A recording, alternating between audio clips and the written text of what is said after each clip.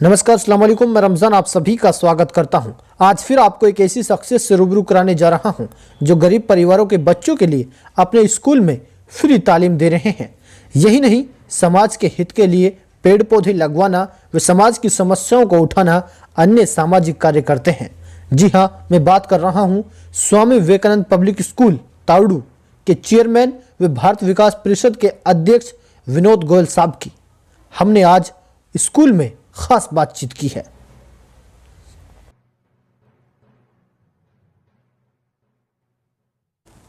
Sir, तहे दिल से खैर मकदम स्वागत करता हूं कि आज आपने मुझे अपना कीमती वक्त दिया। सर, उसके लिए बहुत धन्यवाद। सर, परिचय के मोहताज नहीं है, फिर भी आपके मुँह जुबानी आपका परिचय जानना चाहूँगा।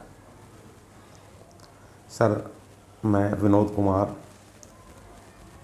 स्कूल का प्रिंसिपल, आपके सामने स्वामी विवेकानंद पब्लिक स्कूल हम चलाते हैं और हम चाहते हैं कि हमारे क्षेत्र में ये स्कूल बहुत तरक्की करे और यहाँ पढ़ने वाले जो बच्चे हैं, जो छात्र छात्राएं हैं, वो बहुत आगे मुकाम तक जाएं।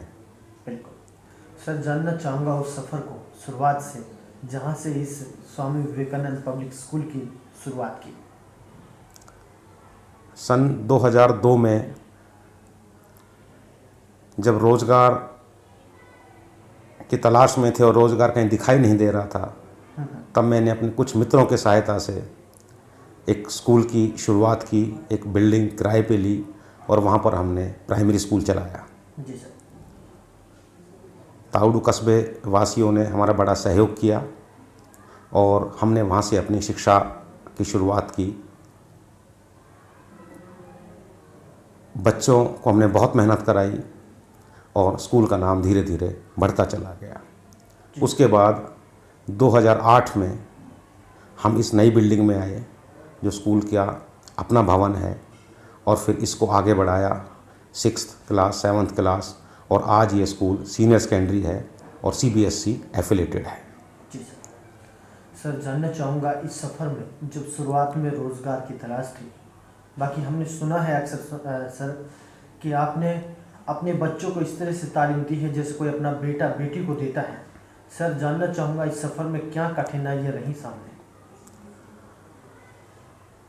अध्यापक के लिए जो हमारे छात्र होते हैं, जो शिष्याएँ होती हैं, वो हमारे अपने बच्चों से भी बढ़कर होती हैं, और एक अध्यापक वही होता है जो अपने छात्रों को अपने बच्चों से ज़्यादा समझे।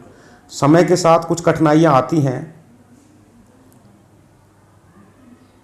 पेरेंट्स की एक्सपेक्टेशंस को पूरा करना, बच्चों के प्रति जो उनकी आशाएं हैं उनको हमें पूरा करना, ये कई बार हमारे लिए कठिनाई का विषय बन जाता है कि उनकी जो एक्सपेक्टेशंस होती हैं वो बहुत हाई होती हैं। लेकिन हमारे स्टाफ ने सब मिलकर उन कठिनाइयों को धीरे धीरे पार किया है और आगे भी इसी मेहनत और लगन के साथ इस विद्यालय को आगे ले जाएंगे। हमारे यहाँ से एक छात्र MBBS में क्लियर हो गया, मोना सैनी नाम का बच्चा, एक गुड़िया, जो अब MBBS फरीदाबाद कॉलेज में MBBS कर रही है। एक बच्चा इंजीनियरिंग बन गया और धीरे धीरे चाहेंगे कि आगे आगे समय के साथ हमारे यहाँ से बहुत डॉक्टर्स बने, इंजीनियर बने, IAS बन के जाएँ, SCS क्लियर करें। बिल्कुल सर, जानना चाहूँगा जिस तरह से अक्सर देखते हैं कि +2 जब बेटी कर जाती है तो उसके बाद माँ बाप या तो शादी कर देते हैं या फिर घर बिठा लेते हैं। उसके लिए सर अपने स्कूल की तरफ से पेरेंट्स के लिए क्या समझाते हैं, क्या कदम है सर? जब बच्चा +2 में पढ़ रहा होता है तो हमेशा हमारा प्रयास रहता है कि हम उन पेरेंट्स के साथ कम्युनिकेट करें, उनके संपर्क में रहें, और हमेशा बच्चों को भी और उनके माता पिता को भी मोटिवेट करते हैं कि आपकी बेटी बहुत काबिल है। और ये सच्चाई भी है, बेटियां आज बेटों से ज़्यादा काबिल हैं और हमारे क्षेत्र में बेटियां खूब तरक्की कर रही हैं। तो हम उनको समझाने का प्रयास करते हैं कि आपकी बेटी भी तरक्की करेगी, और वो पेरेंट्स हमसे सहमत होते हैं। आज भी जितने खासकर बेटियां जो यहाँ से +2 पास कर गई हैं, दिल्ली यूनिवर्सिटी में पढ़ रही हैं, एक बेटी का इंजीनियरिंग में दाखिला हो गया, एक जैसे मैंने बताया MBBS में वो डॉक्टर बनने की राह पर है। तो इस तरह हम पेरेंट्स को मोटिवेट करते हैं और पेरेंट्स हमारी सलाह को मानते भी हैं। बिल्कुल सर, जानना चाहूँगा अभी टीचर ने जिक्र किया है कि खेल के बारे में, उसके बारे में बताइए सर। बिल्कुल। अब हमारा विद्यालय खेलों में भी अग्रणी स्थान पर रहा है। अभी हाल ही में हुई जिला स्तरीय प्रतियोगिता में हमारे 50 स्टूडेंट्स ने जिला में स्थान प्राप्त किया है। कुछ बच्चे प्रथम आए हैं, कुछ द्वितीय आए हैं, कुछ तृतीय भी आए हैं। तो हम दिन पे दिन को प्रयास ये रहेगा कि हमारे बच्चे खेलों में भी खूब आगे जाएं। और जैसा कि अभी जो जिला स्तरीय प्रतियोगिता हुई है मैंने बताई है, इसमें बच्चों ने बहुत अच्छा उत्कृष्ट प्रदर्शन किया है। सर थोड़ा सा जानना चाहूँगा, जिस तरह से अगर माँ बाप पेरेंट्स अपने बच्चों का एडमिशन लेना चाहते हैं अपने इस स्कूल में, तो सर सुविधाएं उनके लिए क्या क्या है? बिल्कुल, प्रयास ये रहा है कि शुरू से ही हमारे स्कूल में सुविधाएं रहें। जहाँ तक सुविधाओं की बात करते हैं कि बहुत अच्छे से अच्छा इंफ्रास्ट्रक्चर हमने तैयार किया हुआ है बच्चों के लिए, जिसमें बैठने के लिए उनको कोई परेशानी ना हो। सारे के सारे कमरे हवादार हैं। खेलने के लिए बच्चों का खुला मैदान है, जैसा कि आपने भी देखा है।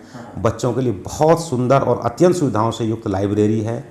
बहुत अच्छी साइंस लैब है, कंप्यूटर लैब है। और इसके अलावा अन्य गतिविधियों में भी हम बच्चों को जहाँ भी कहीं परेशानी हो रही सुविधाएँ देते हैं। पावर 24 आवर्स यहाँ पावर अवेलेबल है। लाइट जाते ही जनरेटर की व्यवस्था है। और हम प्रयास करेंगे कहीं भी अगर ऐसा हमें लगता है कि भविष्य में कोई बच्चे को कोई कमी होती है कोई सुविधा में, तो हम उसको पूरा करेंगे। बिल्कुल। सर आखिर में स्वामी विवेकानंद पब्लिक स्कूल के बारे में क्या कुछ कहेंगे? स्वामी विवेकानंद स्कूल आज इस क्षेत्र में एक नाम है। हम सभी ने मिलकर, मैं, मेरा स्टाफ और हमारे क्षेत्रवासी, उन सभी का पूरा सहयोग रहा है कि इस स्कूल को और आगे से आगे ले जाएं। स्वामी विवेकानंद स्कूल और एक ब्रांड बने और इसकी प्रसिद्धि पूरे हरियाणा में क्या पूरे देश में हो, हम ऐसी उम्मीद करते हैं। बिल्कुल। सर थोड़ा सा जानना चाहूँगा, स्वामी विवेकानंद स्कूल से कोई ऐसा लम्हा जो आपको हमेशा झकझोर कर देता हो? लम्हा झकझोर तो नहीं, लेकिन खुशी बहुत होती है जब बच्चे मेरिट आती हैं +2 में या 10वीं क्लास में, तब बहुत अच्छा लगता है।